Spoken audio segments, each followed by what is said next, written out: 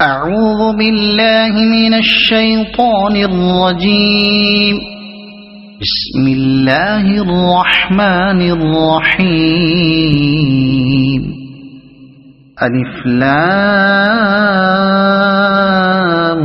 را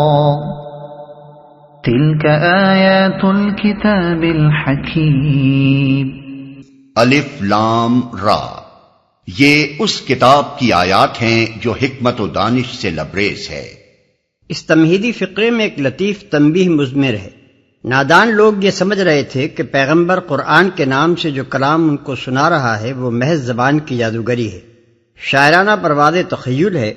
اور کچھ کاہنوں کی طرح عالم بالا کی گفتگو ہے۔ اس پر انہیں متنبہ کیا جا رہا ہے کہ جو کچھ تم گمان کر رہے ہو یہ وہ چیز نہیں ہے، یہ تو کتاب حکیم کی آیات ہیں، ان کی طرف توجہ نہ کرو گے تو حکمت سے محروم رہ جاؤ گے۔ اکان للناس عجبا ان اوحینا الى رجل منهم ان انذر الناس وبشر الذين آمنوا ان لهم قدم صدق عند ربهم قال الكافرون ان هذا لساحر مبين۔ کیا لوگوں کے لیے یہ ایک عجیب بات ہو گئی کہ ہم نے خود انہی میں سے ایک آدمی کو اشارہ کیا کہ غفلت میں پڑے ہوئے لوگوں کو چونکا دے اور جو مان لیں ان کو خوشخبری دے دے کہ ان کے لیے ان کے رب کے پاس سچی عزت و سرفرازی ہے۔ کیا یہی وہ بات ہے جس پر منکرین نے کہا کہ یہ شخص تو کھلا جادوگر ہے؟ سچی عزت و سرفرازی ہے، یعنی آخر اس میں تعجب کی بات کیا ہے؟ انسانوں کو ہوشیار کرنے کے لیے انسان نہ مقرر کیا جاتا تو کیا فرشتہ یا جن یا حیوان مقرر کیا جاتا؟ اور اگر انسان حقیقت سے غافل ہو کر غلط طریقے سے زندگی بسر کر رہے ہوں تو تعجب کی بات یہ ہے کہ ان کا خالق و پروردگار انہیں ان کے حال پر چھوڑ دے، یا یہ کہ وہ ان کی ہدایت و رہنمائی کے لیے کوئی انتظام کرے۔ اور اگر خدا کی طرف سے کوئی ہدایت آئے تو عزت و سرفرازی ان کے لیے ہونی چاہیے جو اسے مان لیں، یا ان کے لیے جو اسے رد کر دیں۔ پس تعجب کرنے والوں کو سوچنا تو چاہیے کہ آخر وہ بات کیا ہے جس پر وہ تعجب کر رہے ہیں۔ یہ شخص تو کھلا جادوگر ہے، یعنی جادوگر کی پھپتی تو انہوں نے اس پر کس دی، مگر یہ نہ سوچا کہ وہ چسپاں بھی ہوتی ہے یا نہیں۔ صرف یہ بات کہ کوئی شخص اعلیٰ درجے کی خطابت سے کام لے کر دلوں اور دماغوں کو مسخر کر رہا ہے، اس پر یہ الزام عائد کر دینے کے لیے تو کافی نہیں ہو سکتی کہ وہ جادوگری کر رہا ہے۔ دیکھنا یہ ہے کہ اس خطابت میں وہ بات کیا کہتا ہے، کس غرض کے لیے قوت تقریر کو استعمال کر رہا ہے، اور جو اثرات اس کی تقریر سے ایمان لانے والوں کی زندگی پر مترتب ہو رہے ہیں وہ کس نوعیت کے ہیں۔ جو خطیب کسی ناجائز غرض کے لیے جادو بیانی کی طاقت استعمال کرتا ہے وہ تو ایک منہ پھٹ بے لگام غیر ذمہ دار مقرر ہوتا ہے، حق اور صداقت اور انصاف سے آزاد ہو کر ہر وہ بات کہہ ڈالتا ہے جو بس سننے والوں کو متاثر کر دے، خواہ بجائے خود کتنی ہی جھوٹی، مبالغہ آمیز اور غیر منصفانہ ہو۔ اس کی باتوں میں حکمت کے بجائے عوام فریبی ہوتی ہے، کسی منظم فکر کے بجائے تناقض اور ناہمواری ہوتی ہے، اعتدال کے بجائے بے اعتدالی ہوا کرتی ہے۔ وہ تو محض اپنا سکہ جمانے کے لیے زبان درازی کرتا ہے، یا پھر لوگوں کو لڑانے اور ایک گروہ کو دوسرے کے مقابلے میں ابھارنے کے لیے خطابت کی شراب پلاتا ہے۔ اس کے اثر سے لوگوں میں نہ کوئی اخلاقی بلندی پیدا ہوتی ہے، نہ ان کی زندگیوں میں کوئی مفید تغیر رونما ہوتا ہے، اور نہ کوئی صالح فکر یا صالح عملی حالت وجود میں آتی ہے، بلکہ لوگ پہلے سے بدتر صفات کا مظاہرہ کرنے لگتے ہیں۔ مگر یہاں تم دیکھ رہے ہو کہ پیغمبر جو کلام پیش کر رہا ہے اس میں حکمت ہے، ایک متناسب نظام فکر ہے، غائب درجے کا اعتدال اور حق و صداقت کا سخت التزام ہے، لفظ لفظ جچا تلا اور بات بات کانٹے کی تول پر پوری ہے۔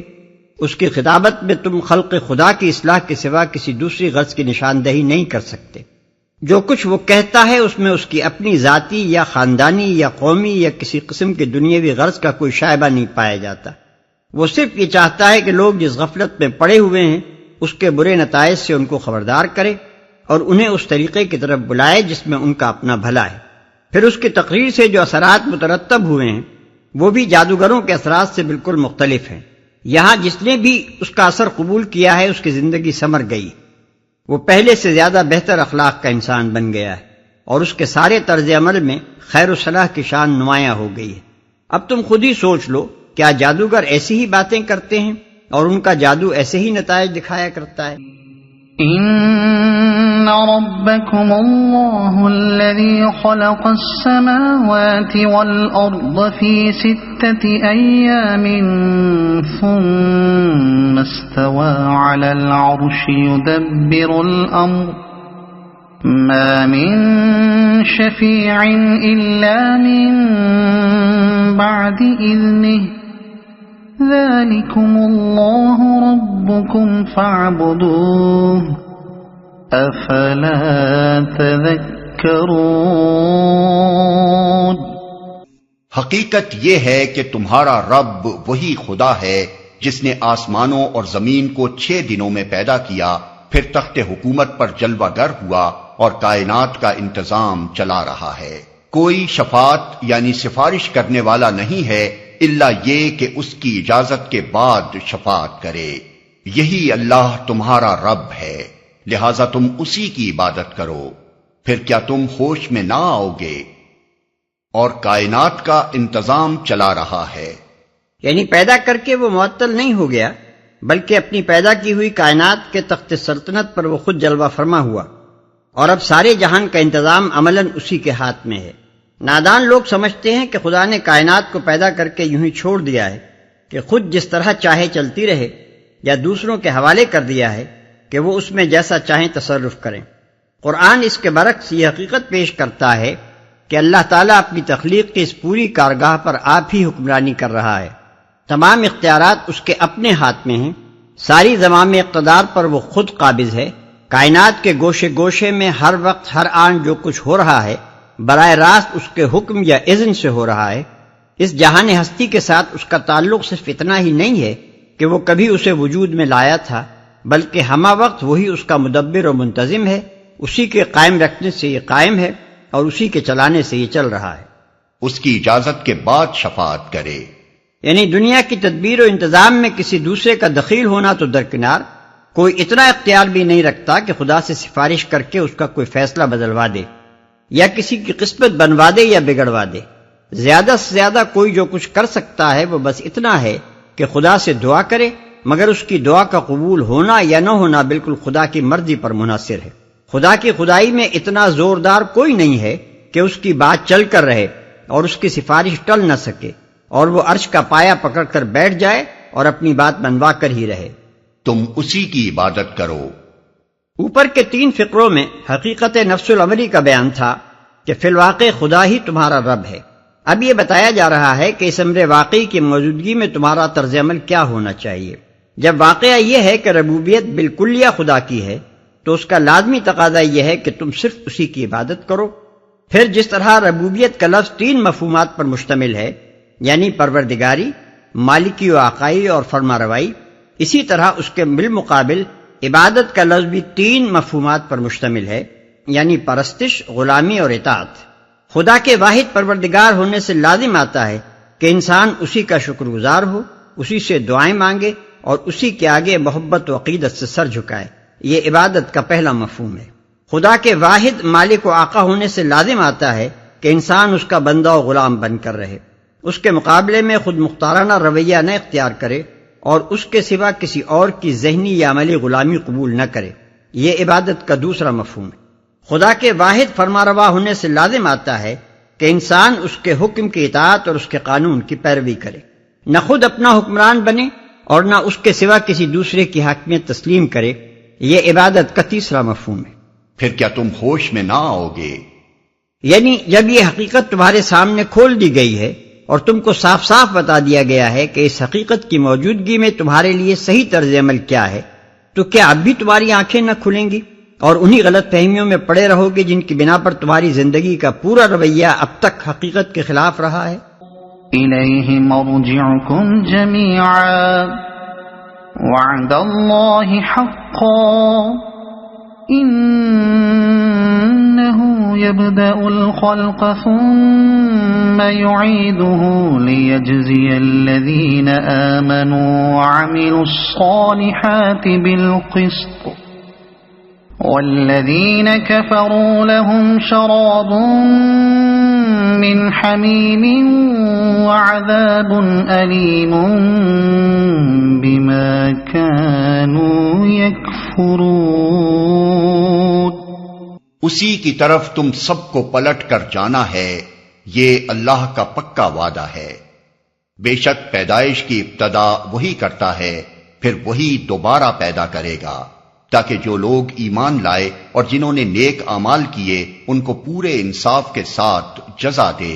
اور جنہوں نے کفر کا طریقہ اختیار کیا وہ کھولتا ہوا پانی پئیں اور دردناک سزا بھگتیں اس انکار حق کی پاداش میں جو وہ کرتے رہے. اسی کی طرف تم سب کو پلٹ کر جانا ہے. یہ نبی کی تعلیم کا دوسرا بنیادی اصول ہے. اصل اول یہ کہ تمہارا رب صرف اللہ ہے، لہذا اسی کی عبادت کرو، اور اصل دوم یہ کہ تمہیں اس دنیا سے واپس جا کر اپنے رب کو حساب دینا ہے، پھر وہی دوبارہ پیدا کرے گا. یہ فقرہ دعوے اور دلیل دونوں کا مجموعہ ہے. دعویٰ یہ ہے کہ خدا دوبارہ انسان کو پیدا کرے گا، اور اس پر دلیل یہ دی گئی ہے کہ اسی نے پہلی مرتبہ انسان کو پیدا کیا. جو شخص یہ تسلیم کرتا ہو کہ خدا نے خلق کی ابتدا کی ہے اور اس سے بجز ان دہریوں کے جو محض پادریوں کے مذہب سے بھاگنے کے لیے خلق بے خالق جیسے احمقانہ نظریے کو اوڑھنے پر آمادہ ہو گئے، اور کون انکار کر سکتا ہے؟ وہ اس بات کو ناممکن یا بعید از فہم قرار نہیں دے سکتا کہ وہی خدا اس خلق کا پھر اعادہ کرے گا، اس انکار حق کی پاداش میں جو وہ کرتے رہے. یہ وہ ضرورت ہے جس کی بنا پر اللہ تعالیٰ انسان کو دوبارہ پیدا کرے گا. اوپر جو دلیل دی گئی وہ یہ بات ثابت کرنے کے لیے کافی تھی کہ خلق کا اعادہ ممکن ہے اور اسے مستبعد سمجھنا درست نہیں ہے. اب یہ بتایا جا رہا ہے کہ یہ اعادہ خلق عقل و انصاف کی روح سے ضروری ہے، اور یہ ضرورت تخلیق ثانیہ کے سوا کسی دوسرے طریقے سے پوری نہیں ہو سکتی. خدا کو اپنا واحد رب مان کر جو لوگ صحیح بندگی کا رویہ اختیار کریں وہ اس کے مستحق ہیں کہ انہیں اپنے اس بجا طرز عمل کی پوری پوری جزا ملے، اور جو لوگ حقیقت سے انکار کر کے اس کے خلاف زندگی بسر کریں وہ بھی اس کے مستحق ہیں کہ وہ اپنے اس بیجا طرز عمل کا برا نتیجہ دیکھیں. یہ ضرورت اگر موجودہ دنیاوی زندگی میں پوری نہیں ہو رہی ہے، اور ہر شخص جو حق درم نہیں ہے جانتا ہے کہ نہیں ہو رہی ہے، تو اسے پورا کرنے کے لیے یقیناً دوبارہ زندگی ناگزیر ہے. هو الذي جعل الشمس ضياء والقمر نورا وقدره منازل لتعلموا عدد السنين والحساب ما خلق الله ذلك إلا بالحق يفصل الآيات لقوم يعلمون. وہی ہے جس نے سورج کو اجیالا بنایا اور چاند کو چمک دی، اور چاند کے گھٹنے بڑھنے کی منزلیں ٹھیک ٹھیک مقرر کر دیں تاکہ تم اس سے برسوں اور تاریخوں کے حساب معلوم کرو. اللہ نے یہ سب کچھ کھیل کے طور پر نہیں بلکہ بامقصد ہی بنایا ہے. وہ اپنی نشانیوں کو کھول کھول کر پیش کر رہا ہے ان لوگوں کے لیے جو علم رکھتے ہیں. ان فی اختلاف اللیل والنہار وما خلق اللہ فی السماوات والارض لآیات لقوم یتقون. یقیناً رات اور دن کے الٹ پھیر میں اور ہر اس چیز میں جو اللہ نے زمین اور آسمانوں میں پیدا کی ہے نشانیاں ہیں ان لوگوں کے لیے جو غلط بینی و غلط روی سے بچنا چاہتے ہیں. یہ عقیدہ آخرت کی تیسری دلیل ہے. کائنات میں اللہ تعالیٰ کے جو کام ہر طرف نظر آ رہے ہیں، جن کے بڑے بڑے نشانات سورج اور چاند اور لیل و نہار کی گردش کی صورت میں ہر شخص کے سامنے موجود ہیں، ان سے اس بات کا نہایت واضح ثبوت ملتا ہے کہ اس عظیم الشان کارگاہ ہستی کا خالق کوئی بچہ نہیں جس نے محض کھیلنے کے لیے سب کچھ بنایا ہو اور پھر دل بھر لینے کے بعد یوں ہی اس گھروندے کو توڑ پھوڑ ڈالے. صریح طور پر نظر آ رہا ہے کہ اس کے ہر کام میں نظم ہے، حکمت ہے، مصلحتیں ہیں، اور ذرے ذرے کی پیدائش میں گہری مقصدیت پائی جاتی ہے. بس جب وہ حکیم ہے اور اس کی حکمت کے آثار و علائم تمہارے سامنے علانیہ موجود ہیں تو اس سے تم کیسے یہ توقع رکھتے ہو کہ وہ انسان کو عقل اور اخلاقی حس اور آزادانہ ذمہ داری اور تصرف کے اختیارات بخشنے کے بعد اس کے کارنامہ زندگی کا حساب کبھی نہ لے گا، اور عقلی و اخلاقی ذمہ داری کی بنا پر جزا و سزا کا جو استحقاق لازماً پیدا ہوتا ہے اسے یوں ہی مہمل چھوڑ دے گا۔ اس طرح ان آیات میں عقید آخرت پیش کرنے کے ساتھ ساتھ اس کی 3 دلیلیں ٹھیک ٹھیک منطقی ترتیب کے ساتھ دی گئیں۔ اول یہ کہ دوسری زندگی ممکن ہے کیونکہ پہلی زندگی کا امکان واقع کی صورت میں موجود ہے۔ دوم یہ کہ دوسری زندگی کی ضرورت ہے کیونکہ موجودہ زندگی میں انسان اپنی اخلاقی ذمہ داری کو صحیح یا غلط طور پر جس طرح ادا کرتا ہے اور اس سے سزا اور جزا کا جو استحقاق پیدا ہوتا ہے، اس کی بنا پر عقل اور انصاف کا تقاضا یہی ہے کہ ایک اور زندگی ہو جس میں ہر شخص اپنے اخلاقی رویے کا وہ نتیجہ دیکھے جس کا وہ مستحق ہے۔ سوم یہ کہ جب عقل و انصاف کی روح سے دوسری زندگی کی ضرورت ہے تو یہ ضرورت یقیناً پوری کی جائے گی، کیونکہ انسان اور کائنات کا خالق حکیم ہے، اور حکیم سے یہ توقع نہیں کی جا سکتی کہ حکمت و انصاف جس چیز کے متقاضی ہوں اسے وہ وجود میں لانے سے باز رہ جائے۔ غور سے دیکھا جائے تو معلوم ہوگا کہ زندگی بعد موت کو استدلال سے ثابت کرنے کے لیے یہی 3 دلیلیں ممکن ہیں اور یہی کافی بھی ہیں۔ ان دلیلوں کے بعد اگر کسی چیز کی کسر باقی رہ جاتی ہے تو وہ صرف یہ ہے کہ انسان کو آنکھوں سے دکھا دیا جائے کہ جو چیز ممکن ہے، جس کے وجود میں آنے کی ضرورت بھی ہے اور جس کو وجود میں لانا خدا کی حکمت کا تقاضا بھی ہے، وہ دیکھ یہ تیرے سامنے موجود ہے۔ لیکن یہ کسر بہرحال موجودہ دنیاوی زندگی میں پوری نہیں کی جائے گی، کیونکہ دیکھ کر ایمان لانا کوئی معنی نہیں رکھتا۔ اللہ تعالیٰ انسان کا جو امتحان لینا چاہتا ہے وہ تو ہے ہی یہ کہ وہ حس اور مشاہدے سے بالاتر حقیقتوں کو خالص نظر و فکر اور استدلال صحیح کے ذریعے سے مانتا ہے یا نہیں۔ اس سلسلے میں ایک اور اہم مضمون بھی بیان فرما دیا گیا ہے جو گہری توجہ کا مستحق ہے۔ فرمایا کہ اللہ اپنی نشانیوں کو کھول کھول کر پیش کر رہا ہے ان لوگوں کے لیے جو علم رکھتے ہیں، اور اللہ کی پیدا کی ہوئی ہر چیز میں نشانیاں ہیں ان لوگوں کے لیے جو غلط بینی و غلط روی سے بچنا چاہتے ہیں۔ اس کا مطلب یہ ہے کہ اللہ تعالیٰ نے نہایت حکیمانہ طریقے سے زندگی کے مظاہر میں ہر طرف وہ آثار پھیلا رکھے ہیں جو ان مظاہر کے پیچھے چھپی ہوئی حقیقتوں کی صاف صاف نشاندہی کر رہے ہیں، لیکن ان نشانات سے حقیقت تک صرف وہ لوگ رسائی حاصل کر سکتے ہیں جن کے اندر یہ 2 صفات موجود ہوں۔ ایک یہ کہ وہ جاہلانہ تعصبات سے پاک ہو کر علم حاصل کرنے کے ان ذرائع سے کام لیں جو اللہ نے انسان کو دیے، دوسرے یہ کہ ان کے اندر خود یہ خواہش موجود ہو کہ غلطی سے بچیں اور صحیح راستہ اختیار کریں۔ ان الذين لا يرجون لقاءنا ورضوا بالحياة الدنيا واطمأنوا بها والذين هم عن آياتنا غافلون أولئك مأواهم النار بما كانوا يكسبون۔ حقیقت یہ ہے کہ جو لوگ ہم سے ملنے کی توقع نہیں رکھتے اور دنیا کی زندگی ہی پر راضی اور مطمئن ہو گئے ہیں، اور جو لوگ ہماری نشانیوں سے غافل ہیں، ان کا آخری ٹھکانہ جہنم ہوگا، ان برائیوں کی پاداش میں جن کا اکتساب وہ اپنے اس غلط عقیدے اور غلط طرز عمل کی وجہ سے کرتے رہے۔ یہاں پھر دعوے کے ساتھ ساتھ اس کی دلیل بھی اشارتاً بیان کر دی گئی ہے۔ دعویٰ یہ ہے کہ عقیدہ آخرت کے انکار کا لازمی اور قطعی نتیجہ جہنم ہے، اور دلیل یہ ہے کہ اس عقیدے سے منکر یا خالی الذہن ہو کر انسان ان برائیوں کا اکتساب کرتا ہے جن کی سزا جہنم کے سوا اور کچھ نہیں ہو سکتی۔ یہ ایک حقیقت ہے اور ہزارہ سال کے انسانی رویے کا تجربہ اس بات پر شاہد ہے۔ جو لوگ خدا کے سامنے اپنے آپ کو ذمہ دار اور جواب دہ نہیں سمجھتے، جو اس بات کا کوئی اندیشہ نہیں رکھتے کہ انہیں آخر کار خدا کو اپنے پورے کارنامہ حیات کا حساب دینا ہے، جو اس مفروضے پر کام کرتے ہیں کہ زندگی بس یہی دنیا کی زندگی ہے، جن کے نزدیک کامیابی اور ناکامی کا معیار صرف یہ ہے کہ اس دنیا میں آدمی نے کس قدر خوشحالی، آسائش، شہرت اور طاقت حاصل کی، اور جو اپنے انہی مادہ پرستانہ تخیلات کی بنا پر آیات الہی کو ناقابل توجہ سمجھتے ہیں، ان کی پوری زندگی غلط ہو کر رہ جاتی ہے۔ وہ دنیا میں شتر بے مہار بن کر رہتے ہیں، نہایت برے اخلاق و اوصاف کا اکتساب کرتے ہیں، خدا کی زمین کو ظلم و فساد اور فسق و فجور سے بھر دیتے ہیں اور اس بنا پر جہنم کے مستحق بن جاتے ہیں۔ یہ عقیدہ آخرت پر ایک اور نوعیت کی دلیل ہے۔ پہلی 3 دلیلیں عقلی استدلال کے قبیل سے تھیں اور یہ تجربی استدلال کے قبیل سے ہے۔ یہاں اسے صرف اشارتاً بیان کیا گیا ہے، مگر قرآن میں مختلف مواقع پر ہمیں اس کی تفصیل ملتی ہے۔ اس استدلال کا خلاصہ یہ ہے کہ انسان کا انفرادی رویہ اور انسانی گروہوں کا اجتماعی رویہ کبھی اس وقت تک درست نہیں ہوتا جب تک یہ شعور اور یہ یقین انسانی سیرت کی بنیاد میں پیوست نہ ہو کہ ہم کو خدا کے سامنے اپنے اعمال کا جواب دینا ہے۔ اب غور طلب یہ ہے کہ آخر ایسا کیوں ہے؟ کیا وجہ ہے کہ اس شعور و یقین کے غائب یا کمزور ہوتے ہی انسانی سیرت و کردار کی گاڑی برائی کی راہ پر چل پڑتی ہے؟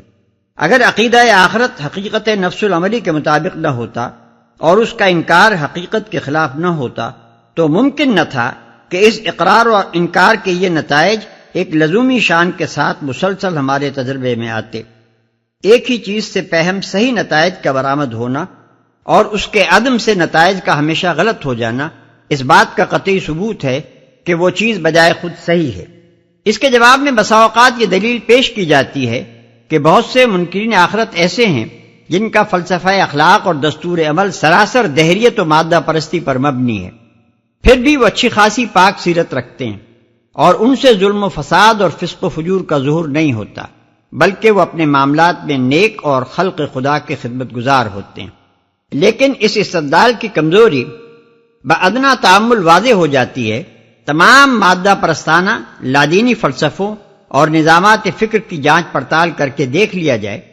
کہیں ان اخلاقی خوبیوں اور عملی نیکیوں کے لیے کوئی بنیاد نہ ملے گی جن کا خراج تحسین ان نیکوکار دہریوں کو دیا جاتا ہے۔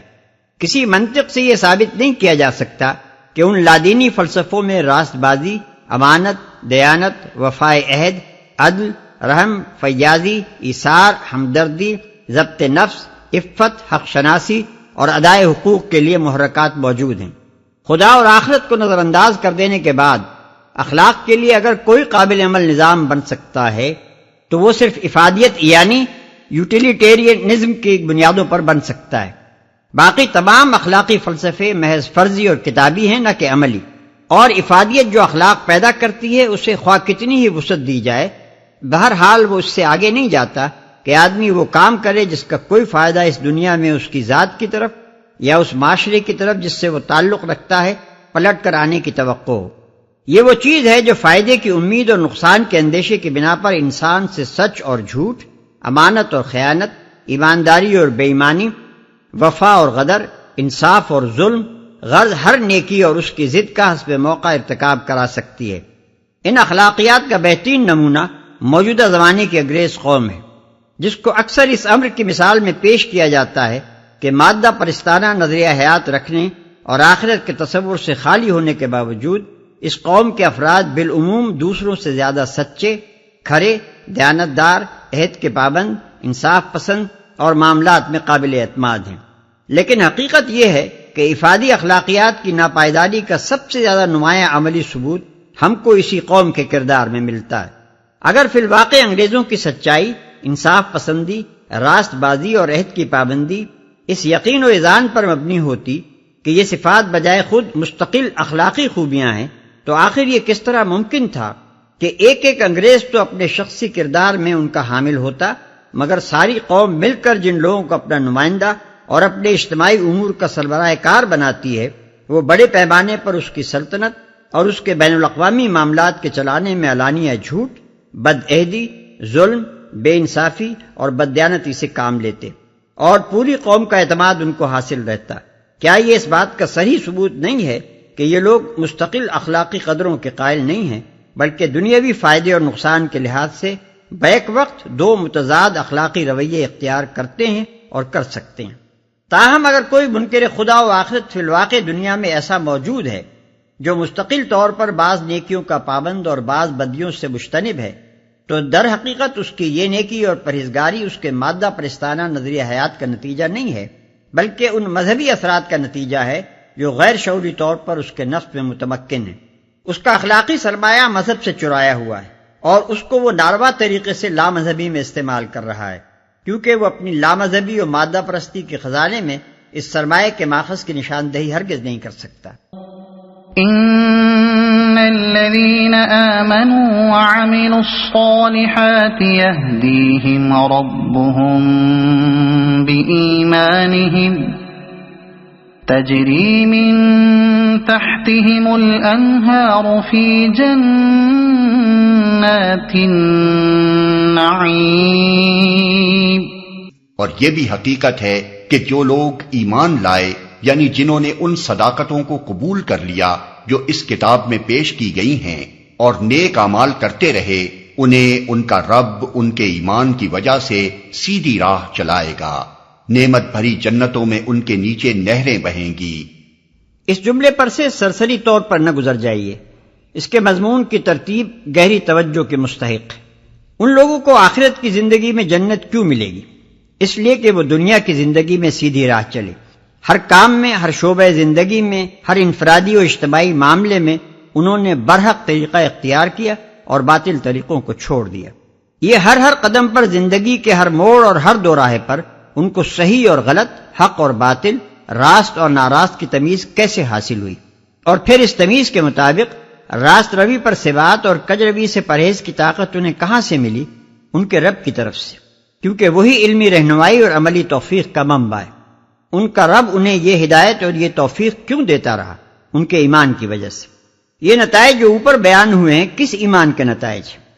اس ایمان کے نہیں جو محض مان لینے کے معنی میں ہو، بلکہ اس ایمان کے جو سیرت و کردار کی روح بن جائے اور جس کی طاقت سے اخلاق و اعمال میں صلاح کا ظہور ہونے لگے. اپنی جسمانی زندگی میں آپ خود دیکھتے ہیں کہ بقائے حیات، تندرستی، قوت کار اور لذت زندگانی کا حصول صحیح قسم کی غذا پر موقوف ہوتا ہے. لیکن یہ نتائج اس تغذیہ کے نہیں ہوتے جو محض کھا لینے کے معنی میں ہو، بلکہ اس تغذیہ کے ہوتے ہیں جو ہضم ہو کر خون بنے اور رگ رگ میں پہنچ کر ہر حصہ جسم کو وہ طاقت بخشے جس سے وہ اپنے حصے کا کام ٹھیک ٹھیک کرنے لگے. بالکل اسی طرح اخلاقی زندگی میں بھی ہدایت یابی، راست بینی، راست روی اور بالآخر فلاح و کامیابی کا حصول صحیح عقائد پر موقوف ہے. مگر یہ نتائج ان عقائد کے نہیں ہیں جو محض زبان پر جاری ہوں یا دل و دماغ کے کسی گوشے میں بیکار پڑے ہوئے ہوں، بلکہ ان عقائد کے ہیں جو نفس کے اندر جذب و پیوست ہو کر انداز فکر اور مذاق طبع اور افتاد مزاج بن جائیں اور سیرت و کردار اور رویہ زندگی کی صورت میں نمایاں ہوں. خدا کے قانون طبیعی میں وہ شخص جو کھا کر نہ کھانے والے کی طرح رہے ان انعامات کا مستحق نہیں ہوتا جو کھا کر ہضم کرنے والے کے لیے رکھے گئے ہیں. پھر کیوں توقع کی جائے کہ اس کے قانون اخلاقی میں وہ شخص جو مان کر نہ ماننے والے کی طرح رہے ان انعامات کا مستحق ہو سکتا ہے جو مان کر صالح بننے والے کے لیے رکھے گئے. دعواهم فيها سبحانك اللهم وتحيتهم فيها السلام وآخر دعواهم أن الحمد لله رب العالمين. وہاں ان کی صدا یہ ہوگی کہ پاک ہے تو اے خدا، ان کی دعا یہ ہوگی کہ سلامتی ہو، اور ان کی ہر بات کا خاتمہ اس پر ہوگا کہ ساری تعریف اللہ رب العالمین ہی کے لیے ہے. یہاں ایک لطیف انداز میں یہ بتایا گیا ہے کہ دنیا کے دارالامتحان سے کامیاب ہو کر نکلنے اور نعمت بھری جنتوں میں پہنچ جانے کے بعد یہ نہیں ہوگا کہ یہ لوگ بس وہاں پہنچتے ہی سامان عیش پر بھوکوں کی طرح ٹوٹ پڑیں گے اور ہر طرف سے لاؤ حوریں، لاؤ شراب اور بجے چنگ و رباب کی صدائیں بلند ہونے لگیں گی. جیسا کہ جنت کا نام سنتے ہی بعض کج فہم حضرات کے ذہن میں اس کا نقشہ گھومنے لگتا ہے، بلکہ در حقیقت صالح اہل ایمان دنیا میں افکار عالیہ اور اخلاق فاضلہ اختیار کر کے اپنے جذبات کو سنوار کر، اپنی خواہشات کو سدھار کر اور اپنی سیرت و کردار کو پاکیزہ بنا کر جس قسم کی بلند ترین شخصیتیں اپنی ذات میں بہم پہنچائیں گے وہی دنیا کے ماحول سے مختلف جنت کے پاکیزہ ترین ماحول میں اور زیادہ نکھر کر ابھر آئیں گی، اور ان کے وہی اوصاف جو دنیا میں انہوں نے پرورش کیے تھے وہاں اپنی پوری شان کے ساتھ ان کی سیرت میں جلوہ گر ہوں گے. ان کا محبوب ترین مشغلہ وہی اللہ کی حمد و تقدیس ہوگا جس سے دنیا میں وہ مانوس تھے، اور ان کی سوسائٹی میں وہی ایک دوسرے کی سلامتی چاہنے کا جذبہ کار فرما ہوگا جسے دنیا میں انہوں نے اپنے اجتماعی رویے کی روح بنایا تھا.